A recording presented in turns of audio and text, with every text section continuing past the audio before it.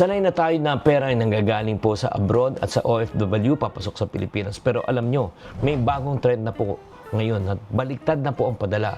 Ang tawag po doon ay reverse remittance. Ano ba yan? Pag-usapan natin to. Hi there, this is Shinkitan, your pambansang world coach. Pag-usapan na po natin ngayon muna ang reverse remittance. Pero bago natin pag-usapan yan, tanong muna natin, ano ang remittance? Ito yung traditional na nagpapadala ng pera ng OFW papunta ng Pilipinas para panggamit ng pambayad ng bills, tuition, groceries, pang-araw-araw gastos ng mga mahal nila sa buhay. Bawat taon po, bilyon-bilyong piso ang pumapasok sa ating bansa. Ito po ang bumubuhay sa ating ekonomiya at maraming pamilyang Pilipino. At ito naman po ngayon ang usong-uso, ang reverse remittance. Kabaligtaran naman po, ang mga taga-Pilipinas naman po ang nagpapadala ng pera papunta sa abroad at sa ating kababayang OFW. Ayon sa isang money center, bakit po nagkaroon ng ganong trend? Bakit po? Una, may mga kababayan po tayo nawawalan ng trabaho, nagkakasakit sa abroad, natapos ng kontrata pero wala pang pangalawa. At hindi pa stable ang income lalo na kung bago silang lipat. Or bigla na lang, may nagkaroon ng emergency pero sila ay nag-iisa. So, kung makikita po natin, tumataas na po ang trend na ito. Dati ang OFW ang nagpapadala sa Pilipinas. Ngayon, ang mga nasa Pilipinas na kamag-anak na minsan sumasalo at nagpapadala na sa ating kababayan na OFW. Bakit mahalagang pag-usapan to? Una, kailangan natin maunawaan, hindi porket nasa abroad sila, maganda ang kanilang buhay, stable ang kanilang income at forever. Pangalawa, pinapakita na rin na pwedeng magbago ang daloy ng panahon sa anumang oras. Pangatlo, kailangan din po natin magbago ng ating pananaw. Na sabihin natin, ay, pag yung mga kababayan nating OFW, malaking kinikita, walang problema sa pinansyal. Dahil ang mga seaman, nurse, caregiver, engineer, household worker, lahat sila may sarili-sariling problema. Pwedeng maputol ang kontrata at pwedeng magkasakit. Or if not naman, baka walang matiran. Ito ang realidad na dapat harapin ng bawat mamamayang Pilipino. Kaya nga mga kabudgetarian, ano po ang pwede natin gawin? Una, huwag natin i-base ang budget sa perang padala. Dapat sa actual income tayo magplano kung anong kakayahan po natin. Diba? Huwag tayong mag-overspend. Pangalawa, gumawa na tayo ng dalawang emergency fund. Isang papasok na meron tayong emergency fund at syempre hindi lang tayo may emergency fund para sa ating pamilya. Magtabi na rin tayo ng emergency fund just in case mangailangan ng ating mahal sa buhay na OFW. Number 3, regular family meeting naman. Huwag lang gastos ng gastos. Pag-usapan ang mga money problems, ika nga para magkaisa. Pang-apat, para sa mga OFW lalo na, magdagdag tayo ng skills. Mag-upskills po tayo. Matuto tayo ng isang bagong bagay na pwede natin pagkakitaan just in case may mawalan ng work, may backup ka. And finally, pag-usapan po natin yung exit plan. O kailan ka uuwi, magkano dapat ang ipon, anong alternative income pagbalik mo dito para ma-reintegrate ka. Tatandaan, remittance is not forever. Reverse remittance, probably pwede mangyari. Pero ang pinakamaganda niyan, maganda na tayo para pagdating na panahon, wala tayong problemahin. Sana nakatulong tong episode natin na ito. Tatandaan, tamang karunungan, tamang disiplina, ang susi sa pagyaman.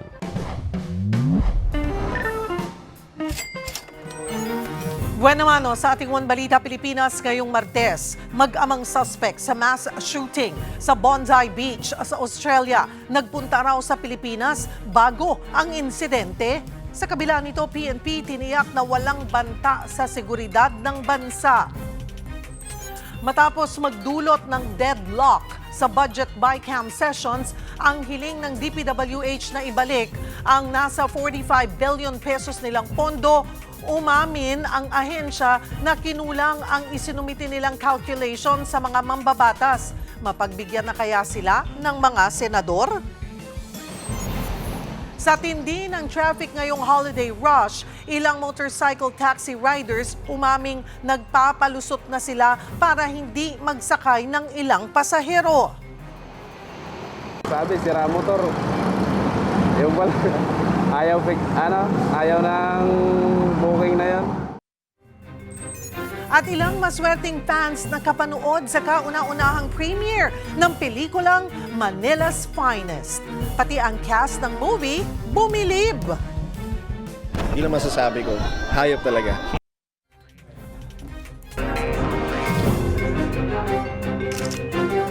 Magandang tanghali, Luzon, Visayas at Mindanao. Thank you for joining us. Good afternoon sa mga nanonood. Saan po ang This has been my guide.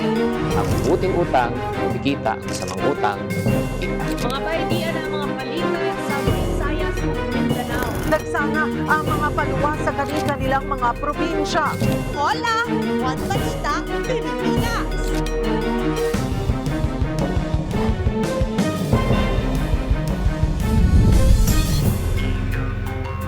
Tanghali, Luzon, Visayas at Mindanao. Patay sa saksak ang isang ginang sa Cagayan de Oro City.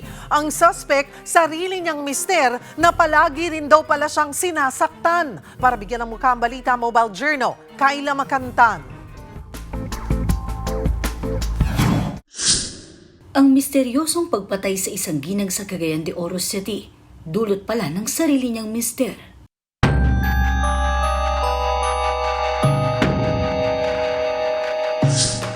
Umaga noong Sabado, nadiskubre sa masukal na bahaging ito ng Barangay Indahag ang bangkay ng 37-year-old BPO employee na si Gracelyn Ramayrat. Tad-tad siya ng saksak sa katawan.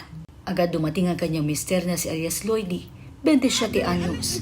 Nagpakita ng labis na hinagpis. Pero sa pagpapatuloy ng investigasyon, umamin din siya sa mga pulis na siya pala mismo ang pumatay. Ang kwento raw ng sospek, inaya siya ng biktima na mag-ukay-ukay sa bayan. Pero sa kalagitnaan ng kanilang paglalakad ay uminit ang kanilang usapan.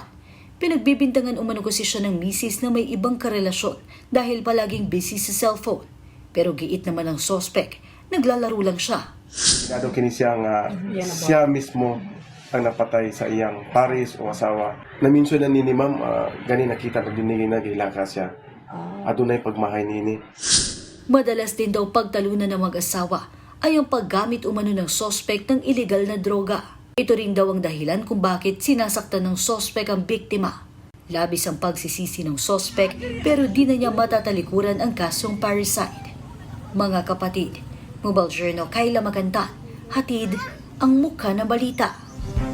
Viral ang kwento ng isang sanggol sa Tondo na kinailangang itakbo sa ospital matapos makagat ng ipis.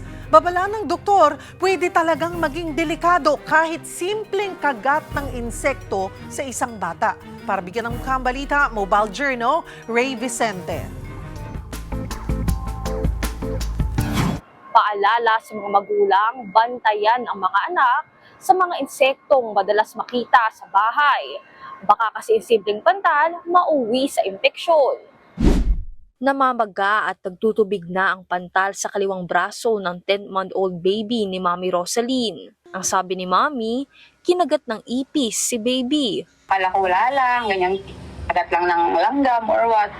Pero habang tumatagal kasi, nagugulat ako, palaki na ng palaki. Eh, sabi ko mainit nga tsaka matigas. So, ako na rin nagsabi kay Pedro na baka po ipis, ganon. Pero kahit kagat lang ng ipis, sabi mismo ni Doc, tama ang ginawa ni Mami na dinala agad sa pediatrician si baby. Aside from mababa yung immune system ng mga baby, ay yung balat nila medyo manipis pa and then sobrang lambot. Kaya once na makagat sila, pwedeng mag-infect agad ito, mamula. Pumunta agad sa inyong mga pedia or mga emergency room para mabigyan ng anti-tetanus para hindi na mas lumala yung area or mabigyan ng antibiotic. Pansin din ni Mami Rosaline, tila sensitibo sa kahit anong insekto ang kanyang baby. Kaya ngayon, todo na siya kung maglinis.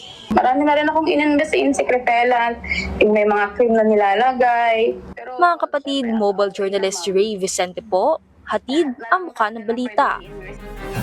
Usap-usapan din sa social media ang kwento ng mga nagbo-book ng motorcycle taxi na pinapa-cancel ng rider dahil sa samot-saring dahilan.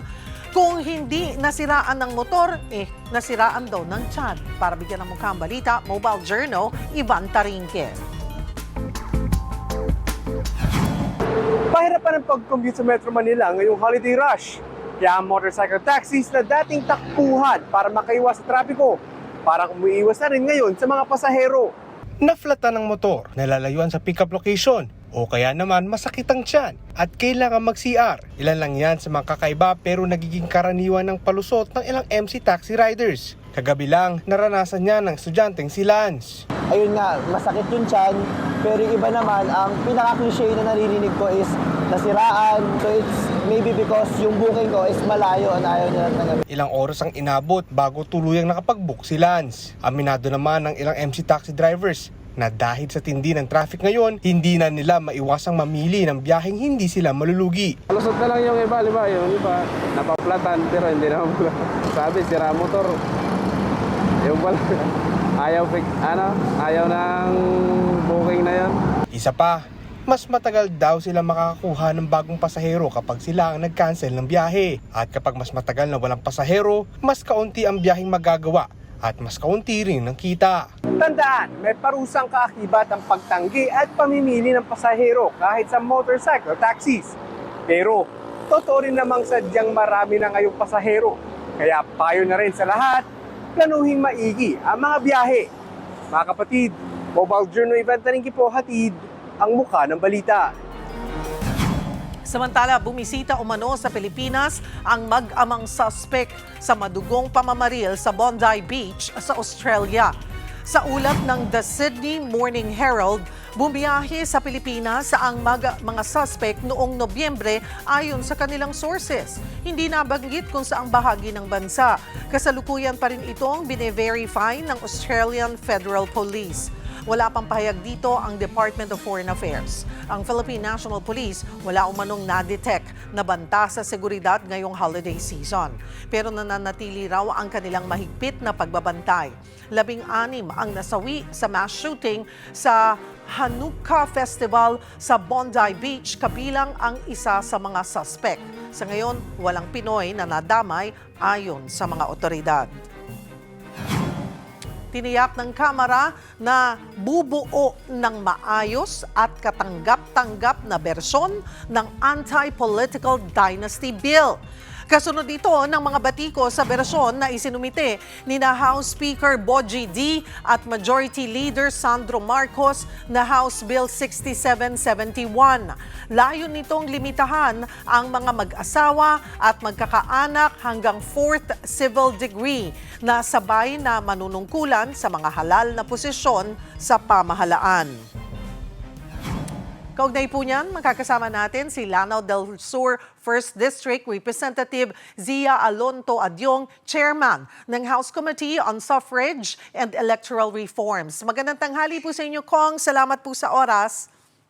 Magandang tanghali, Cheryl. Magandang tanghali po sa mga nanonood ng iyong programa. Kung hindi po bababa sa 14 yung mga nakabinbin na panukalang Anti-Political Dynasty Bill.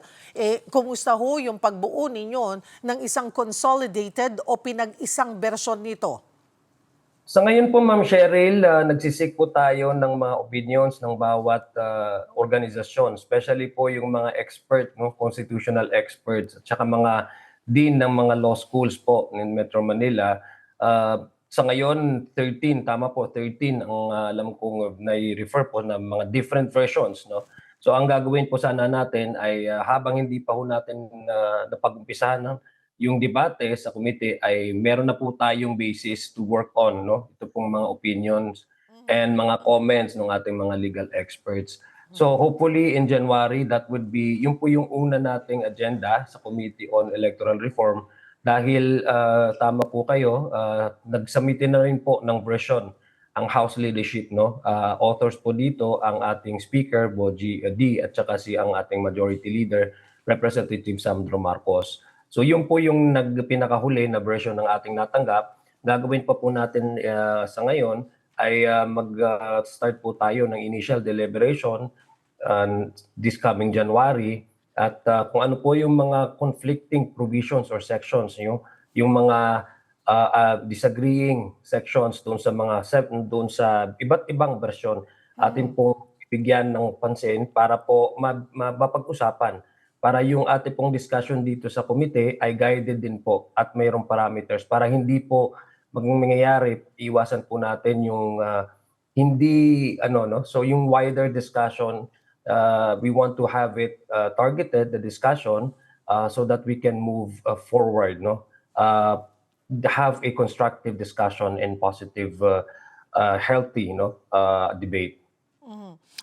Kong, okay, you're saying Okay, 13 versions, tama po ba? Plus, ito yung pinakahuli na kila Speaker Boji D and Kong Yes, tama. Marcos, tama po. So total of 14.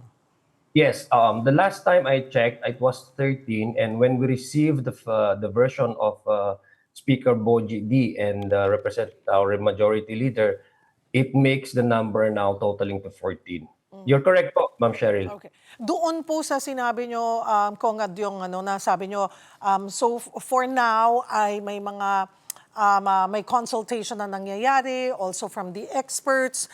Ano po yung mga non-negotiable principles na dapat manatili po dito sa final bill? Ano po yung kanilang mga opinion na nakalap nyo so far? Well, ang pinaka-primary consideration when we talk about anti-political dynasty is the word itself, yung dynasty. I think various organizations and various legal minds would have a different interpretation. Of course, they also rely on the constitutionality of how we can translate it into an actual law. And so, in order for us to, to approach this issue and bring about what exactly is the common legal definition that we can arrive to when we talk about dynasty is, of course, we have to lay on the issue of the civil degree of consanguinity and affinity. So yun po yung magiging basis po natin. Some say sa version, fourth degree, others say second degree. So I think those are the areas where we can particularly focus our attention to para po mabigyan natin ng definition itong dynastiya, yung tinatawag na dynasty. I've been telling, the public whenever I got the chance of being asked, ano ba talaga yung dynasty? Because we have a general sense of what dynasty really means. But if we apply that and define that, supply a definition, and then bring about this word into law that can be enforceable, it becomes very, very technical. So kasi you also have to balance it out with yung sinasabi doon po sa section, doon sa particular section in the Constitution where you have to have a wider space for public and governance services for all the citizens because it is our civic duty, no? And kaya nga po ang sinasabi is if we try to at least make it define this dynasty in such a way that would also impart yung tinatawag nating nepotism, the character of nepotism, I hope that in the latter days or coming years, once this becomes a law, nobody would even question that in the Supreme Court because there are others, legal luminaries for that matter, who are saying that if you are supplying a criteria for one to be disqualified, especially in the national positions, you would then in effect amending the Constitution because the Constitution specifically states, there are two rulings already ruled by the Supreme Court when it comes to this matter. Yung sinasabi po nilang the Constitution is very clear by way of laying down the criteria for one to be able to run for a national office. Able to read and write, and there's a residency. There's a residency for the local. There's a residency requirement at the right age. I think there are several age category for different positions. If you're running for Congress, I guess you're 24 and the Constitution or 25. But if you're running for a higher office, may requirement po yan na age. So natural born citizen, it's not naturalized born if you're running for national office. So if we add up to another criteria for disqualification, because this is in effect, Cheryl, a disqualification. You do this a certain individual from running simply because one shared the same DNA and family name and they used to live together with the person holding a particular office in a particular time. So if you add up to another criteria, some legal experts say, but by virtue of these two already ruled rulings of the Supreme Court, that would also tantamount to probably amending the Constitution by adding another criteria. So it's really a legal discussion. That's why I've said and I've told my committee members, we have to be the discussion should be guided. The discussion should be based on you have to have a parameter so that it would not only focus our attention to the critical issue, which is how do we define the dynasty and apply that in an electoral process, but we also have to give the public clarity. Kasi kung Opo. yes, Opo. kung may tama po, yes. Opo. Yes, go on, yes. Kong, sorry. So, ang sinasabi po natin talagang magiging matagal ang diskusyon, magiging madugo ang diskusyon pagdating sa paano nga i-define yung definition po ng dynasty and up to what degree, second or fourth degree. Doon more, tingin nyo po ay magfo-focus, matatagalan sa diskusyon. Pero marami rin po ang nagbabala na posibleng matamaan yung right to suffrage po o karapatan ng mga botante na pumili.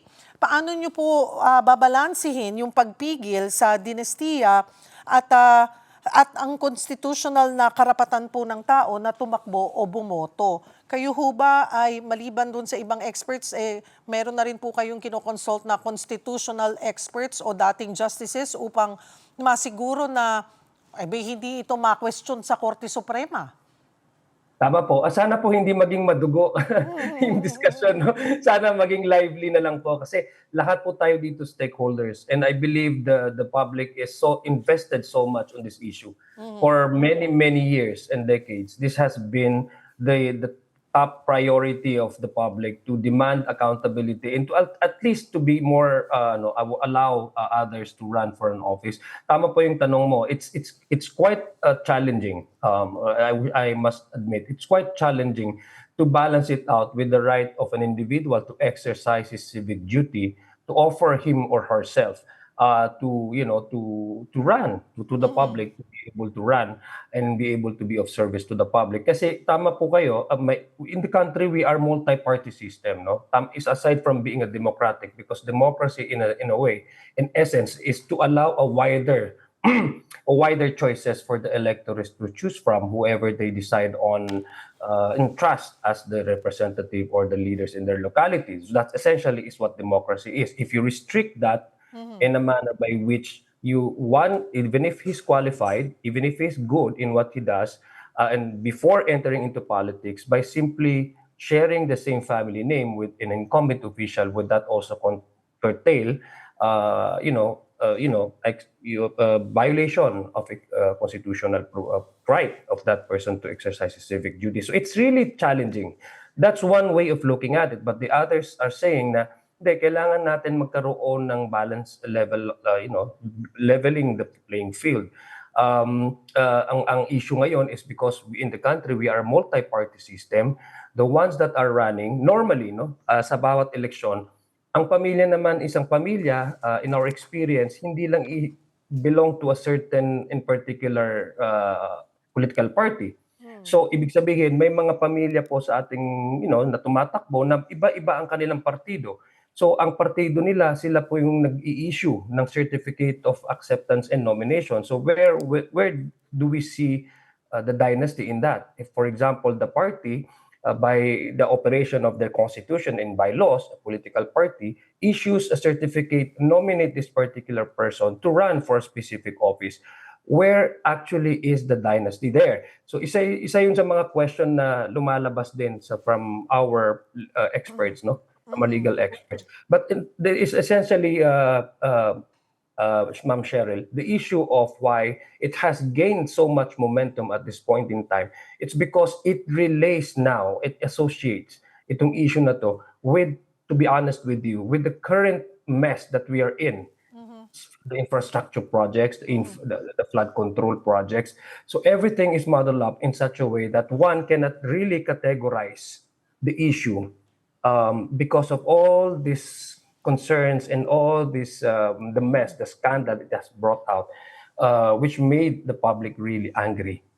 So we understand, and I think that's the reason why it has constantly growing, the clamor for this political dynasty.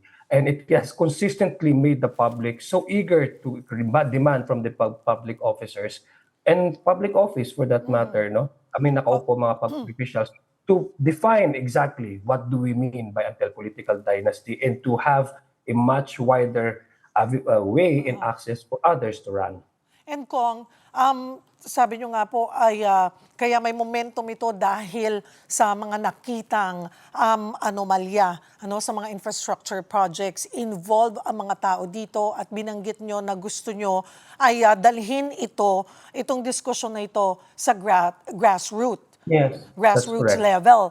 Paano po nyo isasagawa yan? Magkakaroon ba ng public hearing? Sa probinsya, sectoral dialogues ba, online consultations? Yes, tama po. We will do the public consultation po, Ma'am Cheryl, no? Kasi normally, ang nangyayari po talaga dito is ang mga batas ay pinag-uusapan lang experts at mga legislators dito lang sa House of Representatives o sa Senate. So walang access yung publiko para maintindihan talaga every step of the way. Kung ano pa yung binabalangkas na batas o pino-forward na batas. So they only learn about that once ma-enforce na, no? Pero ang may prinsipyo po tayo na ignorance of the law excuses no one. Tama po ba? So what I mean is that since all of us are invested, since all of us are stakeholders in this discussion, kasi we're talking about the basic right to choose, suffrage. That's the very basic and foundation of what democracy is. Buboto ka, mamimili ka. It also translates to what type of bureaucracy or government you would have. So, lahat tayo stakeholders dito, hindi lang legislators, hindi lang political experts, hindi lang constitutional experts. We also need to get how the people understands this and how they receive this new political reform that we're introducing. Kasi it would automatically 180 degrees change the political landscape. You do not only disallow certain individuals from running, you are also limiting the choices for the people to choose from kung boboto po sila. So I want to have a sense of ownership of the people over the process para maintindihan po natin at maintindihan din po nila kung ano po itong pinapanukalang batas na ito. Dahil unang-una, karapatan po nilang malaman at karapatan po nila na maging parte ng itong proseso na ito. Dahil right nila na bumoto at mamili kung sino pong pipiliin nila. Kung So, it's going to be a public consultation. obviously ay talagang mukhang magiging mahaba ang usapin na ito pero isa nga ito sa mga priority bills na in-announce po ni Pangulong Bongbong Marcos. Sa tingin niyo po ba talagang maipapasa po ito bago matapos ang this Congress? Yes po, since it's part of the LEDAC, priority po ng ating administrasyon, what I can assure you, Ma'am Cheryl, and the public, your viewers, is that ang gagawin po natin ay gagawing weekly yung ating magiging committee hearing, and then we will schedule for the visit. Hindi naman ho lahat ng lugar sa buong Pilipinas that would take us not only time but it would be more costly on the part of the committee to spend for every public consultation. So targeted din po ang gagawin natin sa mga areas kung saan tayo mag-hold ng public consultation. Alright. Hingin ko na rin po on another issue, hingin ko na rin po ang inyong reaksyon sa BICAM hearings para sa 2026 budget so far. Ano po ang inyong take doon sa mga nangyayari ngayon? Well, una, it's a positive reform kasi live stream na. Nalalaman na natin, nalalaman na ng publiko kung ano pinag-uusapan doon every step of the way. Pangalawa, approve na po yung pinakamalaking budget na nilaan sa educational sector kasi yun naman po talaga ang sinasabi ng ating constitution. In fact, in the previous years, yung sa HCAB, mataas po talaga yung pinapasa na version ng House of Representatives pagdating po sa paglalaan ng pondo para sa ating edukasyon. So these are positive reforms and a good and a welcoming development. But as to how they move forward, I hope that they can finish by this week. Kasi sa amin po sa House of Representatives, we were supposed to adjourn for the break, December 17, but we have extended the number of days by which we can actually accommodate the result of the BICAM report. So I hope that they can, they can finally meet halfway, especially on the current issue that they're discussing right now. The hottest issue that they're discussing right now is the DPWH. Tama po. Ito po ay talagang, mas alam ko po, it's a challenging discussion. Ito po ay isa sa mga bagay na inaantabayanan ng ating publiko. But I hope that at the end of the day, their objective and the primordial concern of the BICAM is to come out with a a budget that can actually run our entire bureaucracy for the next year, for 2026. So I hope that would be the top priority of the BICAM, regardless whether they don't agree a certain provision. I hope they have, they can arrive into a consensus and have the wisdom of really pushing the budget for the operation of our bureaucracy. Sana hindi tayo magka-reenacted na budget. I hope that's the worst that may happen. Na reenacted yung budget natin for 2026 from 2025 to 2026. I hope they can finish it up this week. Kong, isingit ko na rin po yung nalalapit na BARM elections. Kumusta yung paghahanda ng inyong komite para matiyak nga na magiging malinis, maayos at credible ang halalan sa rehiyon? So sa ngayon, inaantay po natin ang Bangsamoro Parliament dahil yung BTA Parliament redistricting po is struck down by the Supreme Court as unconstitutional. And the law that was previously adopted and approved by the BTA, which is Parliament 58, BTA Bill 58, was also struck down by the Supreme Court. So inaantay lang po namin, ang position po ng House of Representatives, we are waiting for the Parliament, Bangsamoro Parliament, to finish this and enact the redistricting so that we can also set the date, kung kailan po sila magkakaroon ng eleksyon. In fact, napag-usapan na po namin nito with Commission on Elections, yung in terms of the budget to prepare for the election, naka-ready naman po yan. Yung nga lang po, ang sa akin, very cautious po tayo kasi hindi natin po pwedeng mag-file na naman tayo, mag-set na naman ng date, tapos i-propose na naman. But definitely, Cheryl, if we cannot, according to the Commission, if we cannot fully satisfactorily comply with the ruling of the Supreme Court na strongly worded yung kanila, highly recommending the March 31, beyond March 31, dapat magka-election. I hope closer to that date, magkaka-election tayo. Definitely in 2026, there's going to be a genuine election for the BARM. Para po magka-stable na po ang region na yan. Kasi up to now, interim government pa rin po sila at transition period na po sila. And they have finished all the major codes that they are tasked to enact. So sa ngayon po, let the people now decide who will be the representatives in the parliament so that we would have a stable regional bureaucracy in the coming years. Kong Adyong, may mga ulat tungkol sa mga teroristang umatake sa Australia na umano'y nag-training sa Pilipinas. At ang kapapasok lang po na balita mula sa update mula sa Bureau of Immigration, November 2025 sila dumating sa bansa. At sa Davao umano, yun naging destination nila. May nasagap po ba kayong impormasyon tungkol dito? At may nakikita po ba kayong implikasyon nito sa seguridad at integridad ng halalan? Well, sa ngayon, I just learned about that last night. Nakikiramay po tayo sa mga nasawi o naging biktima nitong karahasan na ito. It should not happen anywhere in the world. Ang pangalawa, ang aking ninanais, that's why we are actually pushing for a much bigger, much activated na intelligence report.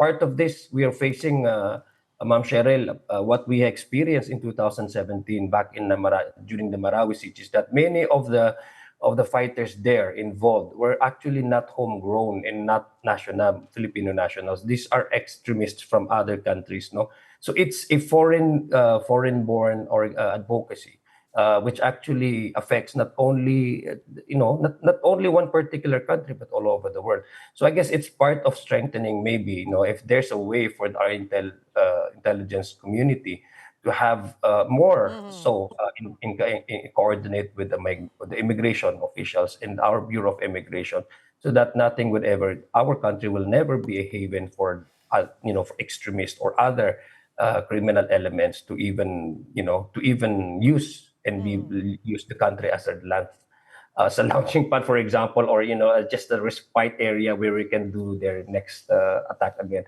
So it's a global issue. Nagkikipag-ugnayan po naman talaga tayo sa DFA kung meron pong naging biktima na Filipino. So far, wala pa naman po nasabi. So it's a security matter that concerns all over the world over. Marami pong salamat sa inyong oras, Congressman Zia Alonto Adyong, Chairman ng House Committee on Suffrage and Electoral Reforms. Magandang hapon po.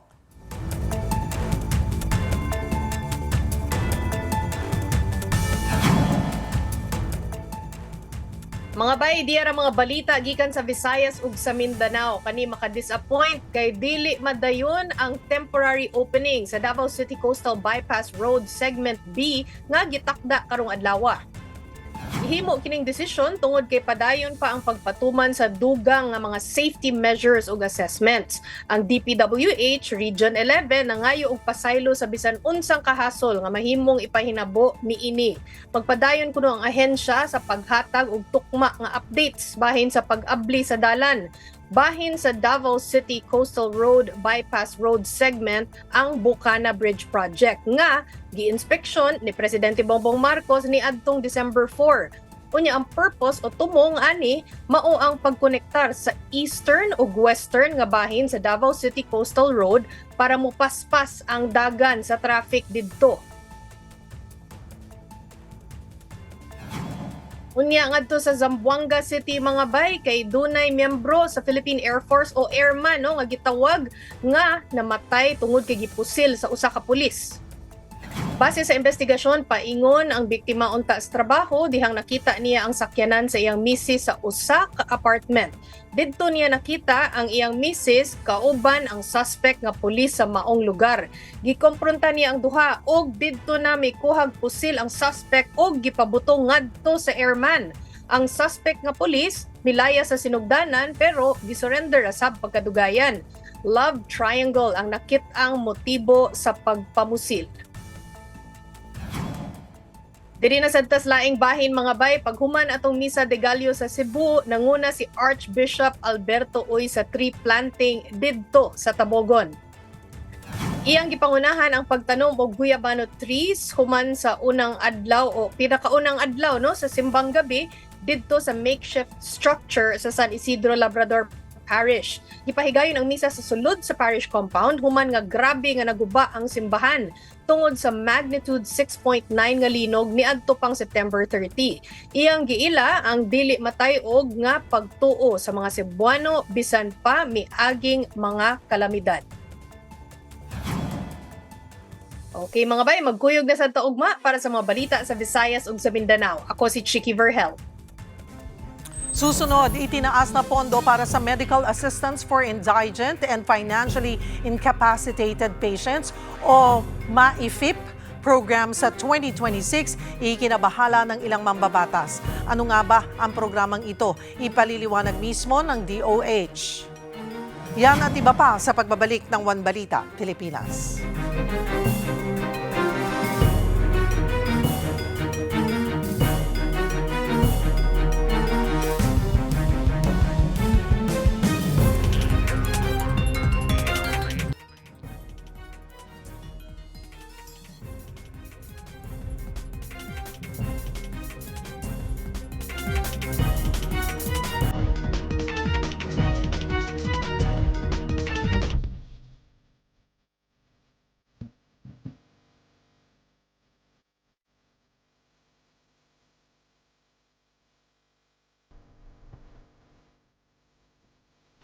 Ilang senador ang nagbabala sa pagtaas ng pondo para sa medical assistance for indigent and financially incapacitated patients o MAIFIP program sa 51 billion pesos. Kailangan pa raw kasing dumaan ng mga pasyente sa politiko sa pamamagitan ng guarantee letters na nagiging daan sa patronage politics. Iminungkahi naman ng Department of Health na maglaan ng 80% ng pondo para sa zero balance billing sa mga LGU hospital. Sa ilalim nito, direktang mapupunta ang pondo sa mga LGU at mga ospital Ang ahensya rin mismo ang mga ngasiwa sa implementasyon. Kaugnay niyan, makakausap natin si Department of Health Spokesperson, Assistant Secretary Albert Domingo. Magandang tanghali po sa inyo, ASEC. Salamat po sa oras. Magandang tanghali at Merry Christmas, Cherry. Merry Christmas po. Ito lahat na nakikinig at nanonood. ASEC, ano po yung magiging sistema sakali ngang matuloy ang paglalaan po ng 80% ng MAIFIP funds sa zero balance billing sa LGU hospitals? Malaking amount yung pinag-uusapan natin dito, Cheryl. No? Maraming salamat una sa Kongreso, parehong sa Senado, Kamara na yung kanilang pagbigay ng pondo para sa kalusugan ay makikita sa bilang. No? Sa ngayon, 51 billion yung maisip na sinasabi. Ngunit ang mahalaga sa DOH ay iwasan na nga natin na ito ay idaan sa mga politiko. Bawal ho talaga yung guarantee letters. Dapat hindi ho ganun yung nangyayari. Kung mabibigyan ho ng sapat na bilang ng budget ang ating Department of Health para dito, yung 80% ng 51 billion, so roughly laging mo na sa mga 40 billion or so yan, pwede niyang magpondo dun sa 55 na level 2 at level 3 na ospital ng mga LGU. Ito yung mga malalaking ospital, Cheryl, na pwedeng sumalo. Hindi na kayang tignan ng DOH hospitals kasi napupuno kami dahil sa zero balance billing. Paano ho makakatiyak nga na hindi talaga dadaan sa mga politiko ang pondo at direktang mapupunta sa mga ospital at pasyente, ASEC? Cheryl, ang utos ng ating Pangulong Marcos Jr. na pinapatupad ng ating kalihim na ay isa lang dapat ang kinakausap ng mga pasyente. At yan ang billing section ng ospital. Dapat kaya siya tinawag na zero balance billing, yung ating bill kapag nakarating na doon sa pasyente, zero na dapat. Ibig sabihin, yung mga kwentahan, yung mga tuklihan, doon na nangyayari, doon sa loob ng billing section, kung pwede nga sa computer na lang. At mahalaga dito yung pondo na ilalagay sa batas na diretso na sa mga LG hospitals through a memorandum of agreement with the Department of Health hospitals. ASEC, ano po yung magiging papel ng PhilHealth, partikular ng YAKAP program sa implementasyon ng MAIFIP at zero balance billing? Dalawa po ang papel ng PhilHealth dito, Cheryl. Una sa lahat, ang YAKAP kasi para sa maganda ang outpatient care na English, an ounce of prevention is worth more than a pound of cure. Ibig sabihin, kailangan pumunta dun sa mga ospital. Una yan. Ikalawa, yung PhilHealth naman, yung kanyang mga packages, hindi siya zero balance billing ang nagpapatupad. Ang PhilHealth, malaki ang kontribusyon para yung DOH, konti na lang yung idadagdag kung may lampas pa. So actually, tulungan nito, Cheryl. Kapag ang PhilHealth ay mas malaki ang benepisyo na binabayad sa ospital, konti na lamang ang ibibigay ng DOH para mag-zero yung bill ng pasyente. Oras po ng mapagbigyan, ang hiling po ng DOH, ASEC, may sapat bang kakayahan ang mga LGU hospitals, lalo na sa mga probinsya, para ipatupad po ang zero balance billing kapag lumawak yung saklaw po nito?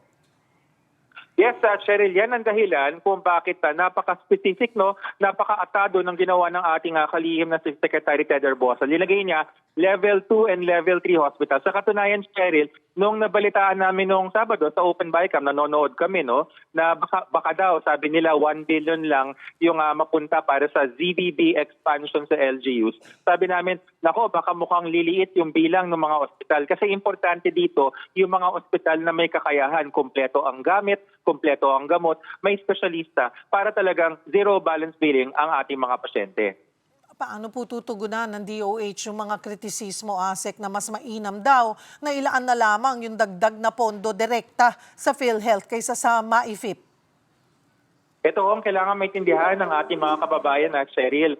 Ang pagbigay ng pera sa PhilHealth ay step 1 lamang para ang perang ito ay makarating sa mga ospital na gumagamot sa ating mga mamamayan. Ano yung step 2? Dapat taasan yung package, yung pakete, yung case rate, yung ZIP benefit, at iba pa, para mas mataas yung bayad at kailangan mabilis yung bayad. Yan ho ang ginagawa na ng ating PCO Edwin Mercado, pero ang alam po natin, it takes time. Yan po yung sinasabi ng mga senador. So habang hindi pa nangyayari yun, hindi natin binibigay dun sa MAIFIP na totally discretionary, pero idadaan natin sa mga DOH hospitals na siyang mangongontrata dun sa LGU. Ano po yung mga seguridad, yung safeguard o accountability measures na ilalagay po ng DOH para nga matiyak na maayos at transparent yung paggamit ng MAIFIP funds? Napaka-transparent nito, Cheryl, dahil isa lamang ang makakausap ng mga pasyente. Wala nang politiko, social worker na lang, o baka nga pag nangyari ito, wala nang social worker. Basta ikaw ay nasa basic accommodation at pag nangyari ito sa mga LGU hospitals, yung billing section na lang ang kausap mo. Anong safeguards? Abay, dapat ikaw ay totoong pasyente. Meron talagang medical abstract at meron talagang resibo na manggagaling dun sa LGU hospital. Paano po mas makikinabang ang mahihirap at financially incapacitated patients sa bagong setup na ito ng MAIFIP kumpara po sa dating sistema? Napakadali lang ng bagong sistema na ito, Cheryl, sa utos ng ating Pangulo. Isa lang ang kakausapin. Basta ho tayo ay nasa loob ng ospital na basic accommodation, pag kinausap po yung billing section, dapat zero balance billing na. Hindi na kailangan pumunta sa ibang kwarto, hindi na kailangan lumabas at maglako pa ng isang request letter or yung mga appeal dahil dun sa mismong ospital mangyayari na. Sir, magmula po itong zero balance billing, talagang overwhelmed yung ating mga DOH-run hospitals. Ano na pong adjustment ang ginawa para ma-accommodate po ang mas marami? Ito na yon, Cheryl. Ito na yung panukala na yan. Alam natin kasi nasabi nga nila sa English, finite, no? Sagad na eh. Of course, nagko-construct tayo ng bagong ospital, pero mga isang taon pa, siguro 2 taon para mabuo yung mga yon. Habang wala pa yon, nariyan yung mga kama ng mga local government unit hospitals. Nag-aantay lang na pakyawin natin, na bilhin natin, sabi nga nila, para magamit ng ating mga pasyente para hindi mag-congest sa DOH. Kisigit ko na rin po ngayong kaliwat kanan ng parties at mga kainan. Ano ho ang paalala ninyo para maging ligtas at healthy ang pagdiriwang ng holiday season ng publiko? Yes, Cheryl, sabi nga ng ating Health Promotion Bureau, napakahalaga ng healthy diet o yung tamang pagkain. Umiwas po tayo sa mga pagkaing matamis, maalat, mataba at mamantika. Yung mga pagkain yan, nakikita natin lagi sa mga Christmas party. Ayaw naman namin sabihin na bawal kumain. Pwede naman po. Pero sundan natin ang pinggang Pinoy, kalahati ng pinggan, prutas at gulay, 1/4 lamang ang carbohydrates, kanin at pansit, at ang 1/4 na natitira ay para sa lechon, hamon, karne at iba pa. Marami pong salamat, ASEC Albert Domingo ng Department of Health. Inamin na ng DPWH na kulang ang isinumiti nilang paunang datos sa Senate Committee on Finance kaugnay sa presyo ng construction materials. Ito ang naging batayan ng Senado para tapyasan ng 45 billion pesos ang pondo ng ahensya. Para sa update, magbabalita live mula sa Senado, si Mobile Journal Merimon Reyes. Merimon. Cheryl, naglabas na nga ng kasulatan ng Department of Public Works and Highways ngayong araw na humihingi ng paumanhin dahil sa kakulangan sa datos na isinumiti nito sa Senado. Pag-amin ng DPWH, regional adjustment factors lang ang nailagay nila sa Construction Materials Price Data o CMPD na ginawang basehan ng Senado kaya tinapyasan ang pondo ng DPWH. Sa inayos na computation, halos 10,000 mga proyekto ang maapektuhan kung tuloy ang makakaltas ang pondo. Nagpasa na rin ang DPWH ng karagdagang impormasyon na nakabatay na sa mga espesipikong kategorya ng proyekto gaya ng distansya para sa paghahakot ng materyales, kondisyon ng construction sites at kilos o galaw ng lokal na merkado. Incorporated na raw dito ang mga gastusin na madalas mangyayari sa implementasyon ng proyekto. Sa isang mensahe naman, sinabi ni Senate President Tito Soto na tinatrabaho ng Senate BICAM panel ang usaping ito. Cheryl, mamayang 4:00 ng hapon, inaasahang magpapatuloy ang BICAM Conference Committee sa PICC. At ayon kay Senator Sherwin Gatchalian, plano nilang tapusin ang BICAM hanggang bukas Miyerkules upang maabot ang ratifikasyon nito sa December 22 at mapapirmahan ang panukalang pondo kay Pangulong Bongbong Marcos bago matapos ang taon. Dagdag pa niya, kung sakaling kukulangin sa oras, bukas naman daw ang mga senador na magtrabaho kahit paabutin ng araw bago magpasko. Cheryl. Maraming salamat. Mobile Journal Merimon Reyes. Pinangunahan ni Pangulong Bongbong Marcos ang pagbubukas ng ilang bagong amenities sa NAIA. Para sa Update Live na magbabalita, si Mobile Journal Julie Baiza. Julie. Cheryl, sa pag-iikot ni Pangulong Bongbong Marcos sa bagong amenities sa NAIA, sinalubong na rin niya ang mga OFW na nagbalik bansa ngayong araw. Kabilang sa kanila si Rodora Tunyakaw, ang Pinay na biktima na naging sunog sa Hong Kong kamakailan lang.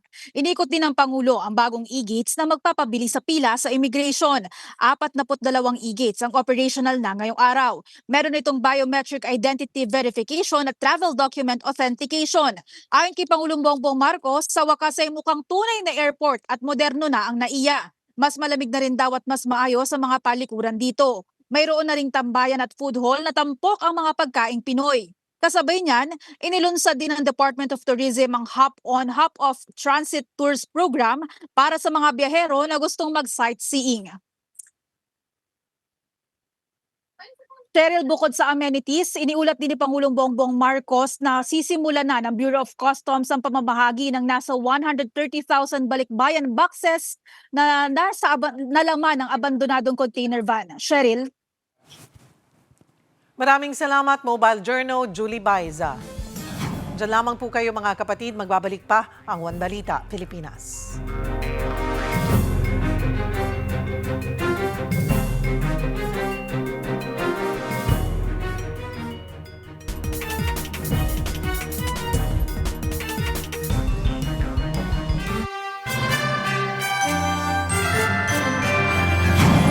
Patuloy sa paghakot ng gintong medalya ang mga pambato nating atleta sa Thailand. Para sa Update Live mula sa Bangkok, Thailand, si Mobile Journal at SEA Games correspondent Denise Valdesancho. Denise? Cheryl, jam-packed day na naman tayo dito sa 2025 SEA Games sa Thailand. At isa sa babantayan natin ngayong araw ang Muay Thai competition sa Bangkok. Bibida dyan si Islay Bumogaw at hopefully ay masungkit muli ni Islay ang ginto para sa bansa. Ito na kasi ang second gold medal niya kung sakali. Kanina lang din, nasungkit ni Olympian Joanny Delgaco at Christine Paraon ang ginto sa women's doubles sa rowing. Nagawa nila yan in 8 minutes and 16.976 seconds, beating home bets from Thailand. Kahapon, sunod-sunod ang ginto ng bansa dito. Kasama sa naka-gold sina Naomi Cesar at Hussein Loranas Athletics. Tatlo naman ang nasungkit na ginto sa practical shooting courtesy of Genesis Fible, Rolly Nathaniel Texon at Edsel Gino. Pasok na rin sa semifinals ng women's tennis singles si Alex Ayala matapos pataubin ang pambato ng Malaysia. Sinundan niya yan ang panalo sa mixed doubles event kung saan katandem niya si Nino Alcantara. Tinalo nila ang Team Singapore. Defending champions, Gilas Pilipinas stays flawless naman sa panalo kahapon kontra Team Vietnam 78-67. Dahil dyan, pasok na rin ang Gilas sa semis. Ligo namang makakuha ng podium finish ang Alas Pilipinas Women's sa bronze medal match nila kanina kahapon kontra Indonesia 28-26, 13-25, 30-28, 26-24. Sa kabila niyan, proud pa rin si team captain Gia de Guzman sa pride na ibinigay ng kanyang team sa bansa kahit na kaunting oras lang daw ang naging preparasyon nila. Cheryl, isa sa mga pinaka-inaabangang kompetisyon ngayon ang pole vault event kung saan syempre sasalang ang Olympian bet natin na si EJ Obiena. Sa ngayon, inaasahan na mas madagdagan pa ang 145 medal haul ng Pilipinas at hopefully ay umangat tayo mula 6 spot. All the way from Bangkok, Thailand, this is Denise Valdesancho, Tibay at Tatag para sa mas pinalakas na Pilipinas at 33rd Southeast Asian Games. Balik sa iyo, Cheryl. Maraming salamat, Mobile Journal, Denise Valdesancho.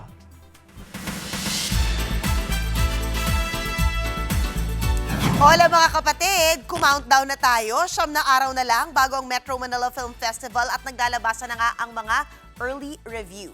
Bumilib ang fans at ilang top critics sa husay at ganda ng MMFF entry na Manila's Finest. Narito pong report. Palakpakan at hiyawan. May standing ovation pa. Buena mano nang napanood ng ilang lucky movie audience ang Manila's Finest sa unang premiere night nito dito sa Maynila. Kahit cast, napahanga.